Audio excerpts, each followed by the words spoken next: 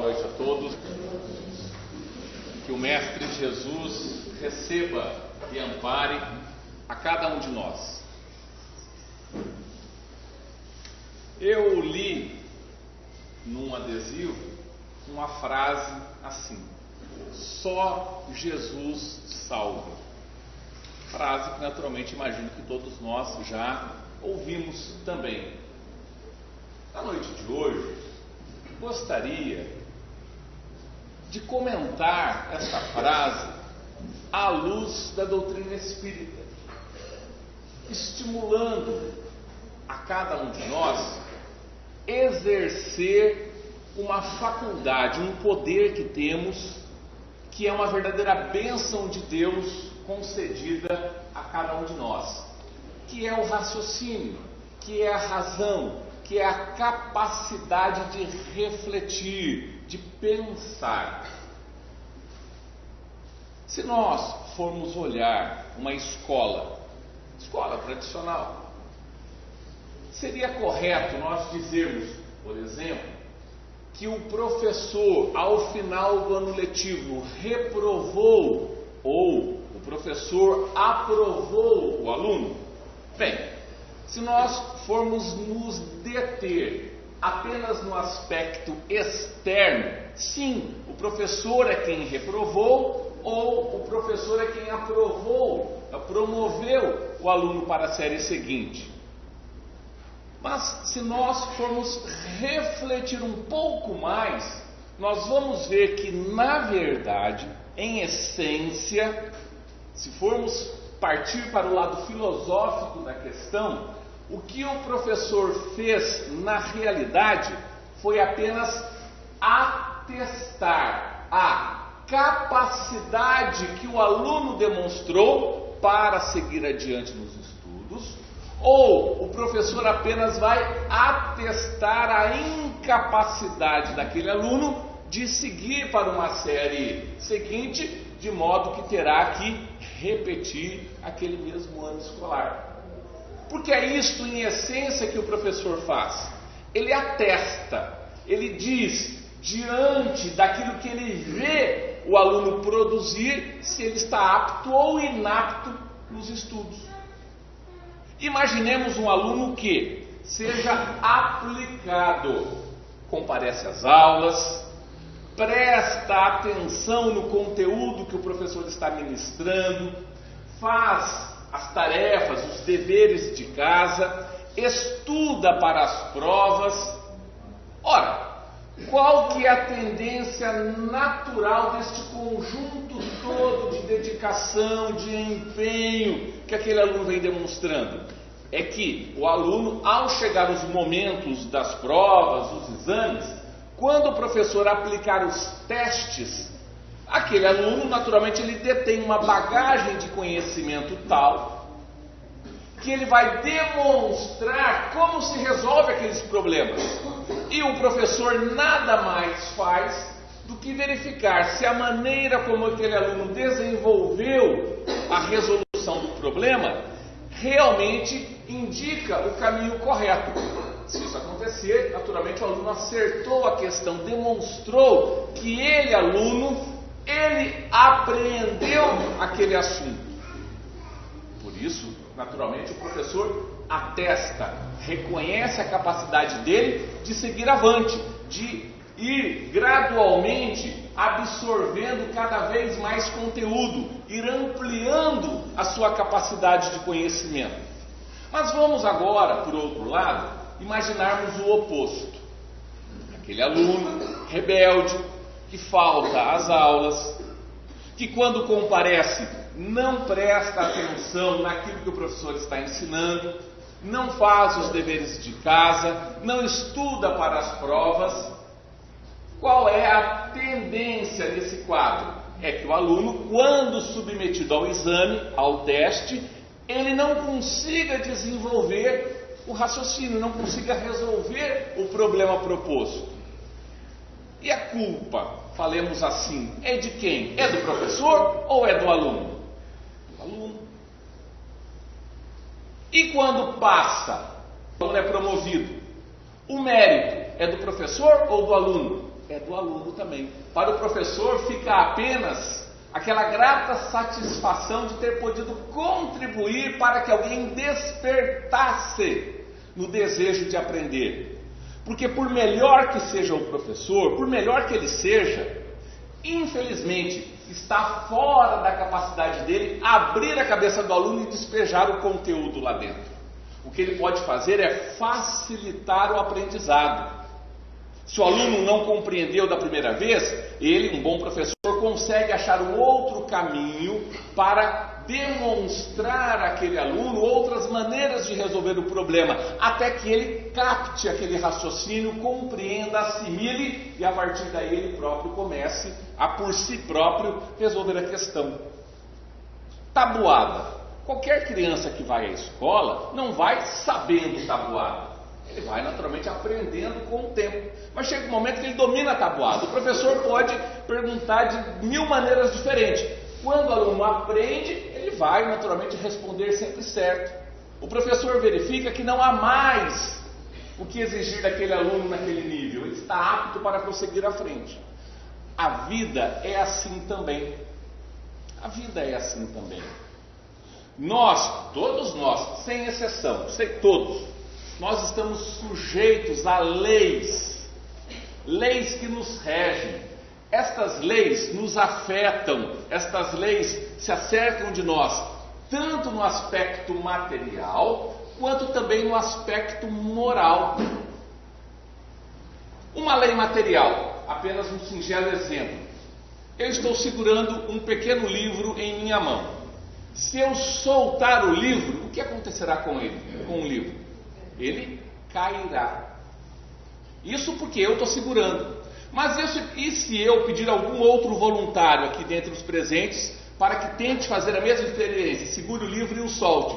Não sou mais eu que seguro o livro, é outra pessoa qualquer. O que acontecerá com o livro também nessa segunda experiência? Cairá também. E se nós sairmos daqui do Brasil e formos lá para a Europa e pedir para que alguém repita esta mesma operação, soltar o livro, o que vai acontecer com o livro? Cairá.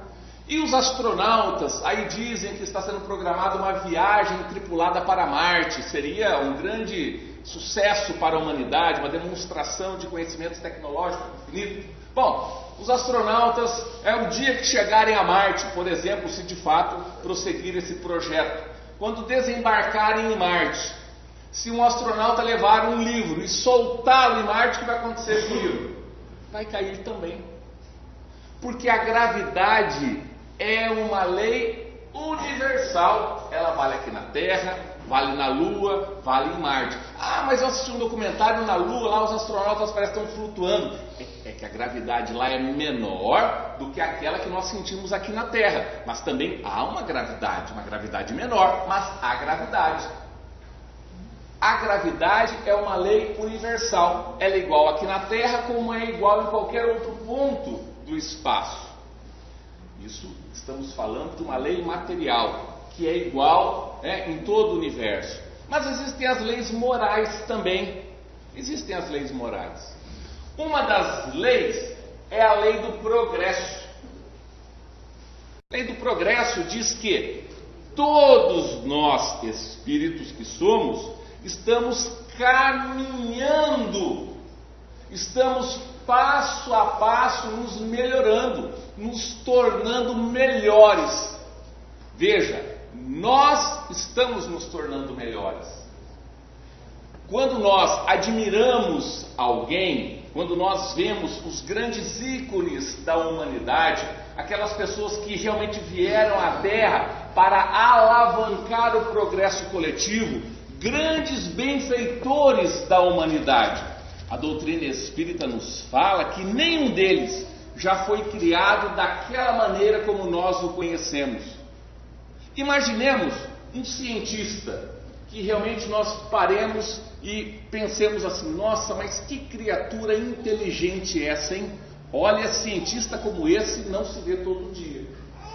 Não pensem que este cientista, que este espírito já tenha sido criado por Deus, detentor de toda a inteligência que ele demonstra. Não, não. Ele, enquanto espírito, foi criado tal qual cada um de nós. A doutrina espírita nos fala de uma maneira muito objetiva, dizendo que os espíritos são criados simples e ignorantes. Significa, todos têm o mesmo ponto de partida. Se fôssemos falar de carro, para comparação, diríamos, o carro quando ele sai da fábrica é um carro 0 quilômetro, não é? Pois é, nós saímos da fábrica, fomos criados por Deus iguais, 0 quilômetro, simples e ignorantes. E somos submetidos a muitas experiências, a muitas vidas, a muitas encarnações. Em cada uma delas, compete a cada um ir trabalhando para melhorar-se, trabalhar para progredir. Então, quando nós aproveitamos as lições que a vida nos prepara, nos concede, nós assimilamos um conhecimento que passa a fazer parte de nós. Quando eu reencarno, eu não perco aquelas conquistas do passado, eu continuo tendo essas conquistas e vou ampliando-as cada vez mais. Naturalmente que nós, enquanto espíritos, somos detentores também do livre-arbítrio, ou seja, nós podemos tomar decisões. Nós podemos escolher os caminhos por onde vamos andar. Podemos, inclusive, desejar não ir em lugar algum, ficar parado, estacionado. É uma possibilidade também, naturalmente, que quando assim desejo, quando eu não trabalho para o meu progresso, eu fico estagnado. Eu vou ter que repetir a experiência. Na vida escolar, teríamos que repetir o ano tantas vezes quantas necessárias, até que a minha própria consciência, o meu próprio livre-arbítrio me indique que é hora de me mexer, que é hora de fazer algo para crescer. É necessário nós dizermos também, e eu normalmente insisto muito nas palestras que faço sobre isso, para que não nos iludamos com as religiões. E quando falo de religiões, eu falo no sentido mais amplo possível. Não nos iludamos ao pensar que uma determinada religião está certa e a outra está errada. Este pensamento exclusivista, a minha está certa, a do outro está errada. Este pensamento não é correto. Até porque religião nenhuma salva, nenhuma. O que a religião faz é apenas nos facilitar a compreensão de quem somos, por que estamos aqui, qual que é o roteiro mais indicado, melhor para que nós sigamos. É isso que a religião faz. É como o professor. O que o professor faz? Ele procura facilitar o conhecimento.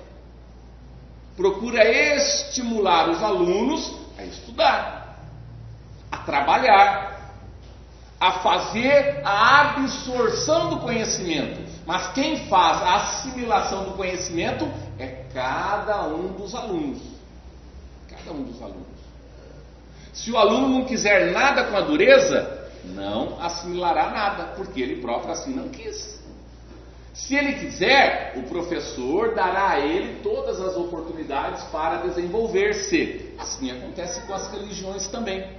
E muitos se iludem, porque são adeptos de uma determinada crença ou outra, imaginam que isto por si só já lhes garanta uma salvação. Aqui é entendida como sendo aquela situação muito cômoda do sujeito, da pessoa que, sabendo que um dia terá que deixar a vida física, a morte colherá todos nós, evidentemente, chega um momento em que cada um de nós partirá desta terra.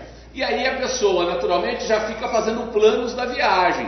Quando alguém vai sair de férias, planeja a sua viagem. Ó, nessas férias vou viajar para tal local, né? Aí vou ficar na casa de um parente, vou ficar na casa de um amigo, vou ficar neste hotel. Ah, não, nesse não, tá muito cara a diária, vou ficar naquele outro. Quer dizer, há um planejamento. Vou de carro, vou de avião, vou de carona. A pessoa planeja a sua viagem, planeja o que vai levar na sua bagagem, na sua mala. Nós planejamos.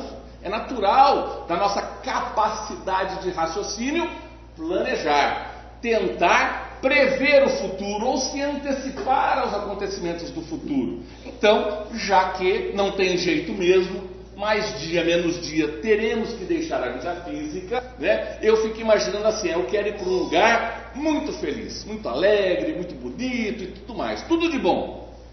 E como é que eu vou conseguir ir para lá? Bom, se eu for fazer uma viagem, por exemplo, para Fortaleza, eu nunca fui a Fortaleza, eu vou de repente, né, ou pegar referência com alguém que já esteve lá e possa me dar dicas da cidade, ou eu vou numa agência de turismo. A agência é um local especializado para guiar a minha viagem. E na grande viagem que nós faremos após a morte, a destruição do corpo físico, nós acabamos procurando também agências de viagem, que são as religiões, né? E muitas religiões até se arvoram como as únicas detentoras do caminho que leva à vida feliz. E aí é muito cômodo, muito conveniente. Porque se o que eu quero é chegar nesse lugar feliz, e esta religião está indicando o caminho, me dando a garantia de êxito, de sucesso, está tudo certo. Porque eu estou nesta religião, eu estou numa posição cômoda, tranquila. O problema é dos outros que estão em religiões erradas, cujo caminho não vão chegar lá. E aí a pessoa se ilude. Na verdade, não há a religião melhor do que a outra.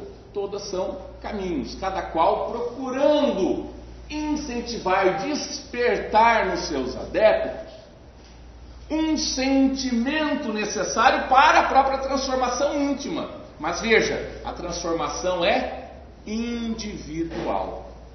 Não existe, portanto, a salvação como um poder mágico, uma varinha de condão, todos aqui estão salvos. Não. O trabalho é de cada um de nós. Há uma passagem no Novo Testamento, no Evangelho de Lucas, no capítulo 7, versículo 36 e seguintes. Eu vou ler a passagem porque ela ilustra de certa forma o que venho dizendo. Diz assim o evangelista Lucas: E rogou-lhe um dos fariseus que comesse com ele. E, entrando na casa do fariseu, assentou-se à mesa. Aqui Lucas está falando a respeito de Jesus. Um fariseu acercou-se, veio conversar com Jesus e pediu para que ele, Jesus, fosse até a casa desse fariseu para lá tomar uma refeição. Convidou Jesus para um almoço, para um jantar, aqui não especifica que refeição seria, né? Convidou esse fariseu a Jesus para que Jesus fosse almoçar ou enfim, jantar na casa dele. E Jesus foi.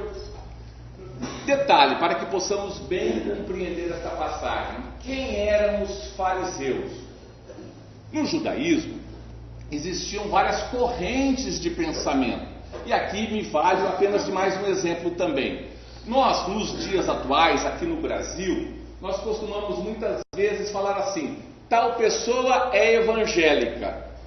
Mas veja, falar que alguém é evangélico é um termo bastante genérico, porque entre os evangélicos há, naturalmente, diversas igrejas, diversas correntes de pensamento. O batista pensa de um jeito diferente do adventista, que pensa diferente, em alguns pontos, do Testemunha de Jeová, que pensa diferente do Mormon, que pensa diferente lá da Assembleia de Deus, que pensa diferente lá enfim, da Igreja Universal do Reino de Deus. Enfim, cada um tem, em alguns aspectos, os seus pontos de vista. Todos, no sentido amplo, são evangélicos, mas entre eles, naturalmente, que há algumas divisões quanto a alguns pontos doutrinários. Entre os judeus acontecia assim também. Todos são judeus, mas entre os judeus havia uma divisão por pensamentos, por correntes ideológicas, por seitas. Uma delas, e bastante influente, era a dos fariseus. O que caracterizava a seita dos fariseus era o fato de que eram pessoas que procuravam fazer os outros, ao olharem para eles próprios, admirarem como que o fariseu seguia à risca a lei de Moisés. Como que eles procuravam seguir todas as prescrições traçadas por Moisés. lá naquilo que hoje conhecemos como Antigo Testamento, nos primeiros livros do Antigo Testamento. Só que Jesus sabia que muitos dos fariseus agiam movidos pelo orgulho, pela vaidade. O que eles gostavam mesmo era ser enaltecido pelas outras pessoas, invejados pelas outras pessoas, porque faziam os outros crerem que eram pessoas retas, justas, fiéis cumpridoras da lei de Moisés. Mas Jesus sabia que o móvel era o orgulho, era o egoísmo, era a vaidade. Por isso que muitas vezes Jesus falou de uma maneira muito dura até em relação a eles, dizendo que eram como túmulos, caiados de branco por fora, mas por dentro reinava a podridão. Isto uma expressão bastante forte, mas para demonstrar a hipocrisia com que muitos dos fariseus se portavam. E foi justamente um fariseu, alguém que procurava naturalmente, aos olhos de todos, ser um fiel seguidor de Moisés, um fiel aplicador das prescrições mosaicas, quem convidou Jesus. E ele foi à casa do fariseu. Aí continua Lucas dizendo assim, deixa eu só achar que eu me perdi aqui. Tá. E rogou-lhe um dos fariseus que comesse com ele. E entrando em casa do fariseu, sentou-se à mesa. E eis que uma mulher da cidade, uma pecadora, sabendo que ele estava à mesa em casa do fariseu, levou um vaso de alabastro com unguento, um perfume, uma especiaria muito cara até. E estando por detrás, aos seus pés, chorando, começou a regar-lhe os pés com lágrimas e enxugava-lhes com os cabelos de sua cabeça. E beijava-lhe os pés e ungia-lhes com unguento. Veja que cena. Jesus foi convidado para um jantar, um almoço na casa do fariseu. Aquela época, diferente de hoje quando na casa de uma pessoa comum ter uma mesa como essa, com cadeiras, é o nosso jeito ocidental de mobiliar a nossa casa, uma mesa alta. Naquele tempo, lá no Oriente, na parte oriental do mundo, onde hoje nós identificamos ali Israel, enfim, o Oriente Médio, o hábito não era de mesas como essa que nós estamos acostumados. A mesa era baixinha, não tinha cadeira. As pessoas vinham e elas acabavam dobrando seus joelhos e debruçando-se sobre a mesa. Ou às vezes sentava-se em alguma almofada, jogava as pernas de lado, enfim. E assim estava Jesus assentado ali para a refeição. E eis que entra na casa uma mulher que era muito conhecida na cidade. Era uma pecadora, imaginamos que levava uma vida extremamente incorreta, enfim. Esta mulher dá um jeito e entra na casa do fariseu. Chega por detrás de Jesus e não fala nada com ele. Imagina a cena, não fala nada. Começa a chorar copiosamente, muito. Tanto que as lágrimas lavavam os pés. Não tomemos a expressão ao pé da letra, imaginando que era uma torneira que lavava, mas eram muitas lágrimas, não é? Lágrimas tantas que caíam aos pés de Jesus. E ela devia ter uma cabeleira grande e enxugava essas lágrimas com os cabelos. E passava o perfume nos pés de Jesus. Coisa, imagina a cena. Bom, continua aqui. Quando isto viu o fariseu, que o tinha convidado, falava consigo dizendo, se Jesus, se este fora profeta, bem saberia quem é e qual é a mulher que lhe tocou, pois é uma pecadora. O fariseu não disse isso, ele pensou isso. Aquele tempo, profeta era um termo genérico, todo aquele que o povo entendia como sendo alguém que veio para abrir os olhos das pessoas, ensinar coisas boas, era tido como um enviado de Deus, recebia ali a denominação profeta. Então profeta foi Moisés, profeta foi Elias, profeta foi Jesus. Todo aquele que o povo entendia como tendo sido enviado por Deus, era um profeta. Então o fariseu pensou, se esse daqui, esse Jesus que eu convidei para minha casa, se ele fosse mesmo um profeta, ele saberia quem é essa mulher que está tocando ele. Porque os fariseus, como disse, seguiam à risca a lei de Moisés. E quando uma prostituta né?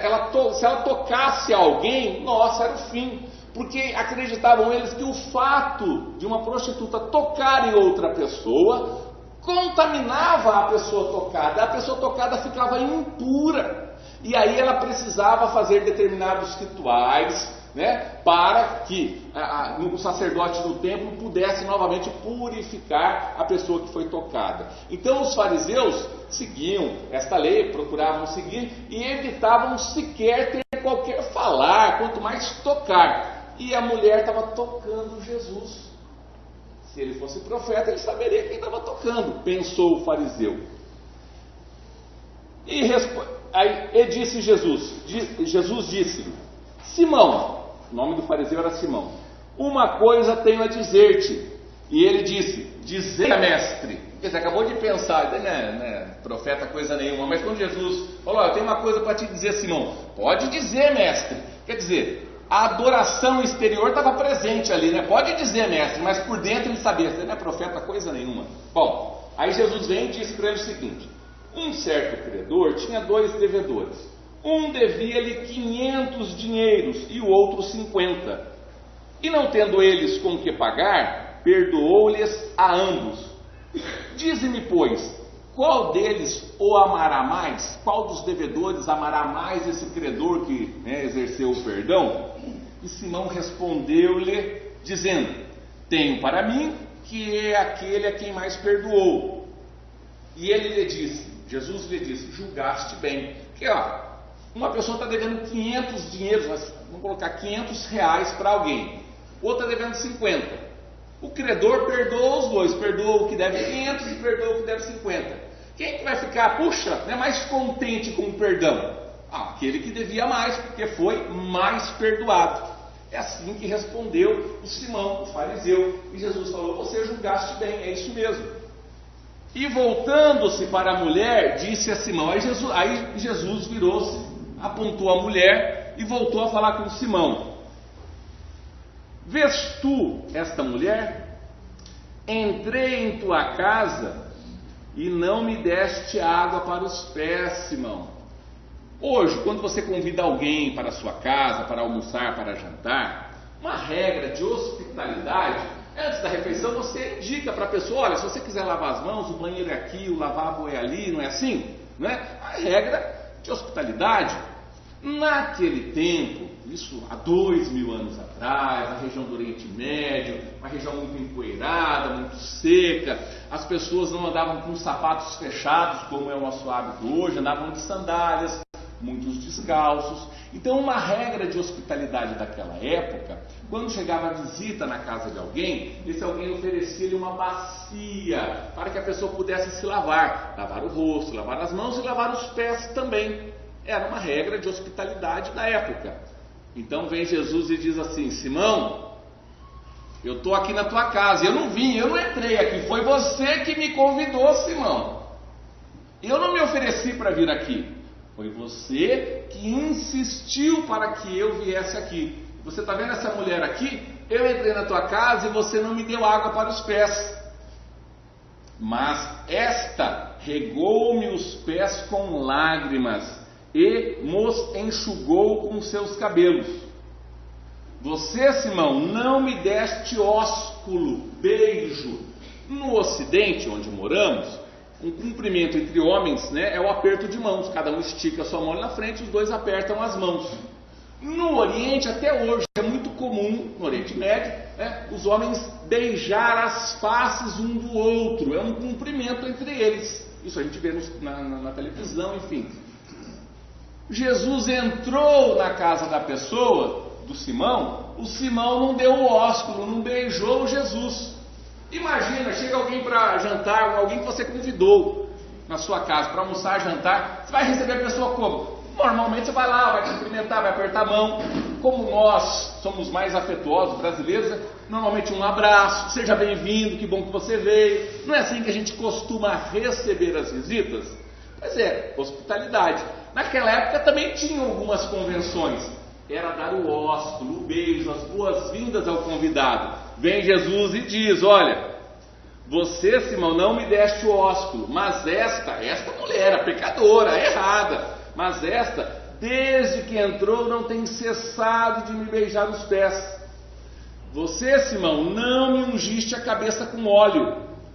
Outra regra de hospitalidade também. Tinha um óleo para o convidado passar nos cabelos que ficavam muito ressecados. Era uma regra de higiene também. Vim para a tua casa e você não me ungiste a cabeça com unguento, não, com óleo. Mas esta ungiu-me os pés com unguento. Por isso te digo que os seus muitos pecados lhe são perdoados, porque muito amou. Mas aquele a quem pouco é perdoado, pouco ama. E disse-lhe a ela, Jesus voltando para a mulher, os teus pecados te são perdoados. Aí voltamos para o ponto inicial da palestra. O que Jesus fez aqui? Jesus usou um poder miraculoso e do nada, ele porque quis, porque simpatizou com a mulher, resolveu perdoar os pecados dela? Não. Jesus atestou aqui o que se passava no íntimo dela. Porque pelo todo o contexto, o que nós podemos supor desta passagem é que aquela mulher, que era muito conhecida na cidade, em algum momento deve ter ouvido Jesus falando ao povo. Ela deve ter se tocado profundamente com a mensagem de Jesus. Ela deve ter se sensibilizado com Jesus, que naturalmente a fez ver que ela também é filha de Deus, digna de todo respeito e consideração por parte do Pai. Que ele veio para resgatar, não os que estão no caminho certo, mas aqueles justamente que estão perdidos, transviados, desgarrados. E ela, tocando-se dessa maneira, sabendo que Jesus estava naquele local, foi até lá. E ao chorar copiosamente, sem dizer uma palavra, o que será que passava-se por dentro, no íntimo dela? Naturalmente, o desejo de renovação, arrependimento por equívocos do passado e o desejo de ter forças para que no futuro seguisse um caminho melhor, para que ela de fato demonstrasse que é filha de Deus, que ela desse provas pela sua conduta, pelo seu dia a dia, da sua paternidade divina. Por isso chorou de arrependimento e chorou desejosa de aproveitar os dias que Deus lhe concederia para seguir um novo rumo. Ou seja, houve nela uma real, uma verdadeira transformação moral. Ela operou em si própria a reforma íntima. Então o que Jesus faz é atestar esse estado íntimo daquela mulher. Por isso ele diz, os teus pecados estão perdoados, porque ele sabe que dentro dela, no coração dela, no íntimo dela, estava de volta brilhando a pureza. Enquanto que o fariseu, que aos olhos de todos procurava dar mostras de ser uma pessoa que seguia a religião, por dentro dele não tinha, na verdade, em essência, muita coisa de boa não. Então veja como que a religião muitas vezes nos ilude. Nós achamos que porque somos adeptos da religião A, B ou C, isto por si só basta. Não basta não. O que importa, o que é necessário da religião A, da religião B, da religião C, ou de quem não é adepto de religião alguma, é uma vida correta, onde a pessoa ame o seu próximo, onde a pessoa procure fazer o bem, onde a pessoa procure melhorar-se dia a dia. Este é o caminho. Então Jesus salva no sentido de que ele facilita a nossa compreensão para que nos identifiquemos como filhos de Deus, como necessitados de retificar muitas das nossas posições. Ele veio e demonstrou pessoalmente um caminho, uma maneira de vivermos. Cabe a cada um de nós, entretanto, colocar em execução as lições dele. Não esperemos um milagre, não esperemos uma salvação que não merecemos, porque não fizemos por onde.